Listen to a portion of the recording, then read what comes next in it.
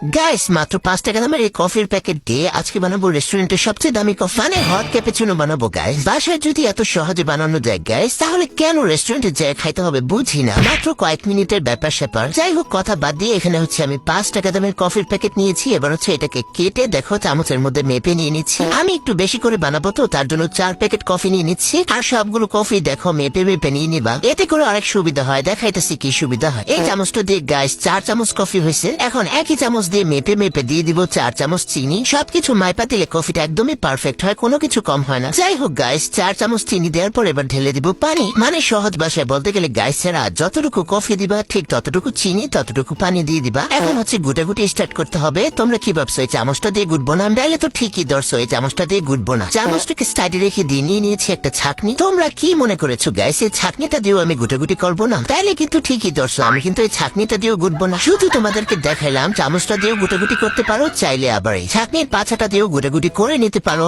আমার মতো অলসের কাছে এত সময় নাই, তাই আমি ইলেকট্রিক বিটার নিয়েছি, এটা দিয়ে গুটাগুটি করবো। মাত্র 2-1 মিনিটের মধ্যে হয়ে যায়, তাহলে এত কষ্ট কেন করতে যাবো বলো? সো গাইস দেখো, ইলেকট্রিক বিটারটা দিয়ে গুটাগুটি করে নিচ্ছি। কত সহজেই কফির ফোমটা তৈরি করা হয়ে যাচ্ছে, মানে 2 মিনিট সময়ও লাগে না, এর আগে হয়ে যায়। আমি না ভিডিওতে দেখছি বোতলের মধ্যে অনেকে নিয়ে ঝাঁকাঝাঁকি করে কফি ফোমটা বানায় ফেলে, তবে আমি এখনো ট্রাই করি নাই, তাই তোমাদের বলিও নাই। তোমরা চাইলে কিন্তু ট্রাই করে দেখতে পারো। সো গাইস সিটকে বিটকে সব ভরে গিয়েছিল, তাই সাইডের অংশগুলো আমি এনে মাঝখানে দিয়ে আবারও গুটাগুটি করে নিয়েছি, কারণ চিনিগুলো কিন্তু দানা দানায় রয়ে গিয়েছিল। গুটাগুটি করতে করতে দেখো কি সুন্দর একটা ক্রিমি টেক্সচারে চলে এসেছি। আর বেশি গুটাগুটি করবো না। এবার চলো গাইস কফিটা বানাইনি। তার জন্য এখানে দেখো একটা গ্লাস নিয়ে নিয়েছি। এই গ্লাসটা কিন্তু আমি 1900 সালে হচ্ছে কোকা কোলার সাথে ফ্রি পাইছিলাম। এই গ্লাসটা কিন্তু তোমরা আগের কফির ভিডিওতে দেখিয়ে নিয়েছো। তোমরা কি ভেবেছো গাইস আমি এই গ্লাসটা তো বানাবো না? ঠিকই ধরেছো গাইস, আমি এই গ্লাসটা তো বানাবো না।